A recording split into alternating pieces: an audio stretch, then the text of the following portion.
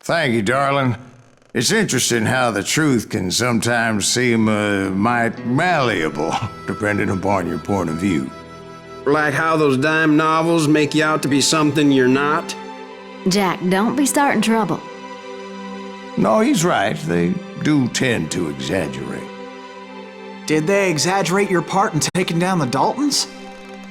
Well, I was there in the flesh, boy, so I saw what happened firsthand.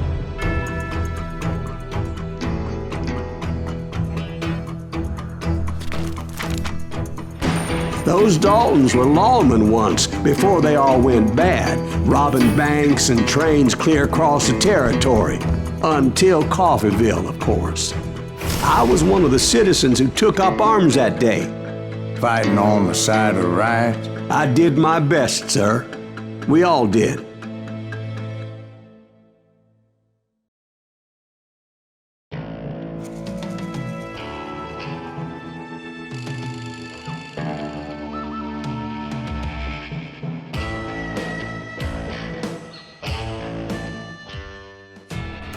It was early morning. One of my friends was a local gunsmith, and he handed out firearms to anybody who'd take one. You see, the Daltons got it in their heads to rob 2 banks at the same time. 2 banks on the same damn street. Story was Bob Dalton's girl was always riding him about how he had no ambition. "Oh, you're nobody next to Jesse James," she'd say. Finally, the bastard took his brothers to Coffeeville just to shut her up. Right. It's always the woman's fault.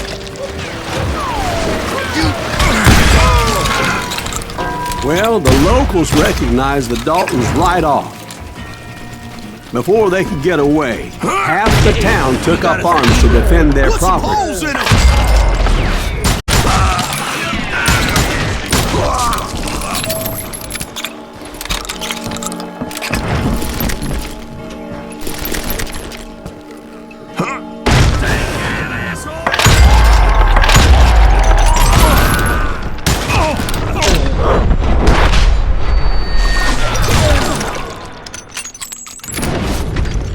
The brothers paid dearly for their stupidity, but everybody knows they had it coming. There's more to it than that.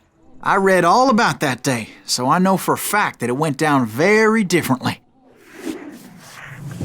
First of all, it was high noon. A posse of U.S. deputy marshals were on the rooftop across the street. Get ready, boys. They're gonna make a move. The lawmen had been tracking the Daltons for months, and now they finally had them dead to rights. Among them was a bounty hunter feared by many a lawbreaker.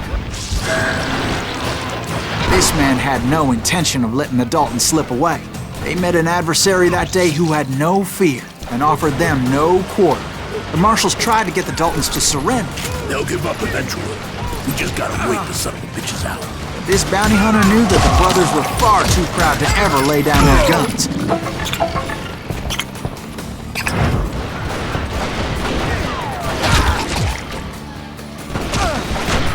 He went in there alone to confront those criminals. One of the marshals shouted, "Where are you going? Are you crazy?" Hey, where do you think you're going, dumbass? That rifle's mine. He saw a way to get around to the back of the bank. Then he figured out how to hit the Daltons from a direction they weren't expecting. From above. Fortunately, a water tower was right there.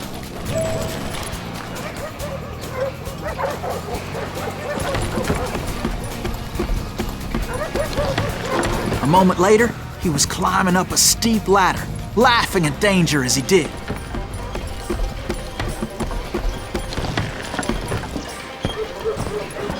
It was brave men like him who risked their lives to tame this wild country.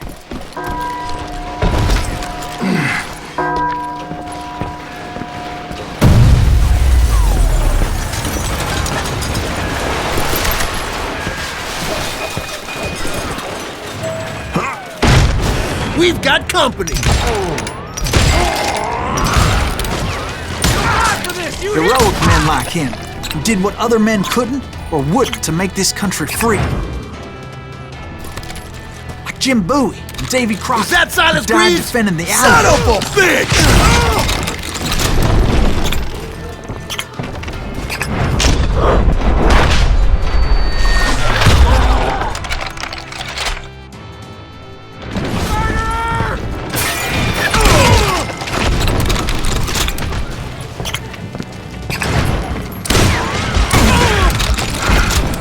You can't hide from me!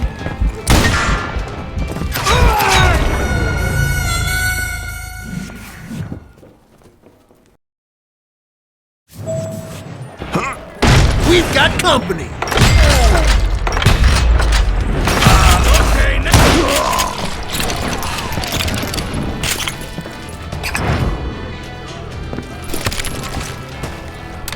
Is that Silas Greaves? Son of a bitch!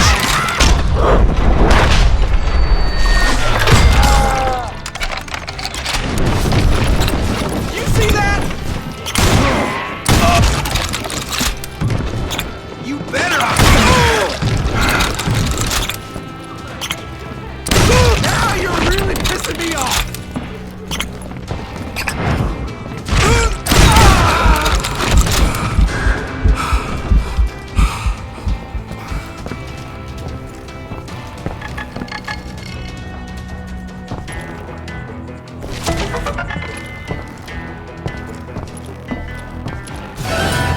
Over there!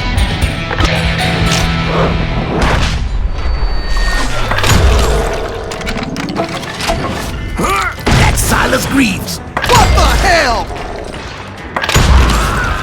Blam! Blam! He came away victorious, taking down those thieving Daltons.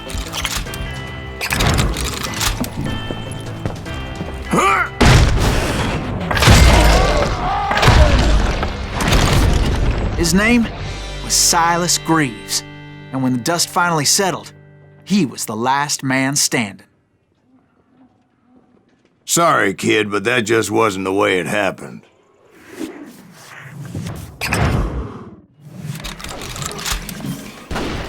It was early evening, not high noon.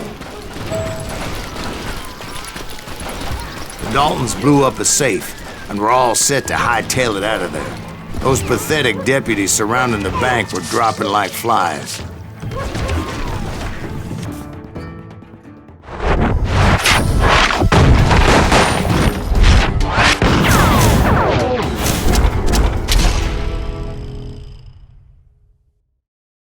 I had been tracking those jokers for months, waiting for them to do something reckless. And finally, they did. Those stupid bastards decided to rob 2 banks at the same time in the same town where everybody knew them. But they still had friends in Coffeeville. Keep shooting. I don't mind.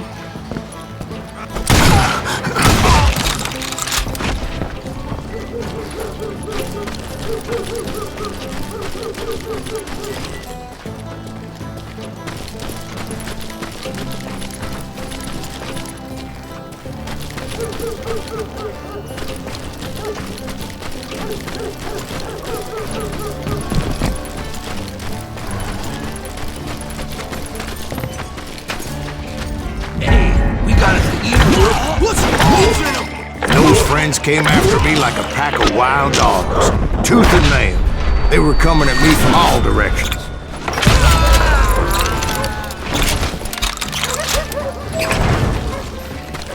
I caught sight of the Daltons running with the money and didn't want to lose them. Problem was, they knew the town better than I did. And to top it off, I found myself in the middle of another shootout entirely. Did the Daltons hole up in somebody's house? No, it was the Smiths, I believe. They were cousins of the Daltons.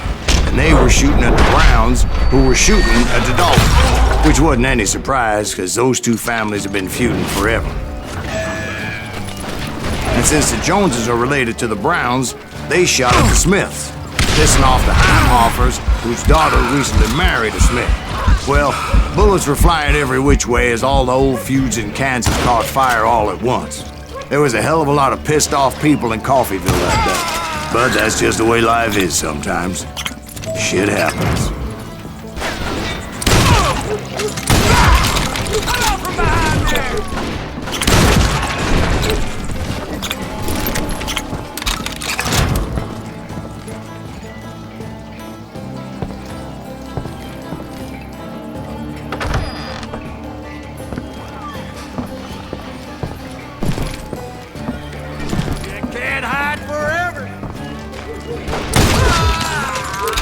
The Dalton boys knew I would never give up.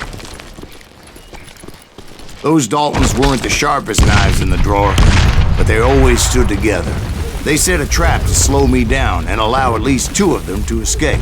The third brother stayed behind to plant me, just in case that trap of theirs didn't work.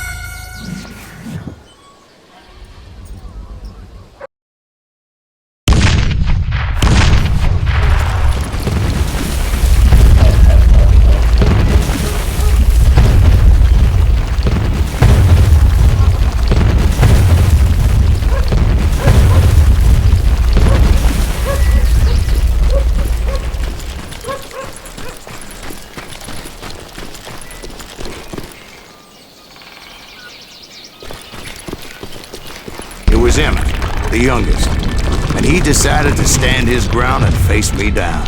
I ain't afraid of you, Silas Greaves. This is where it ends for you. He was determined to protect his brothers. I understood how he felt. Taking me on all by his lonesome wasn't exactly a recipe for a long life.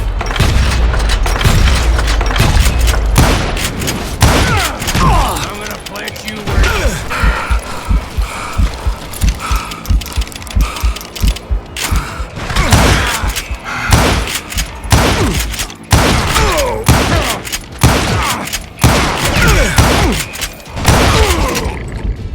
But Emmett Dalton survived the robbery in Coffeyville. He's the only Dalton who did. They say he was shot 23 times. Well, Dwight, who do you think put all those damn holes in him?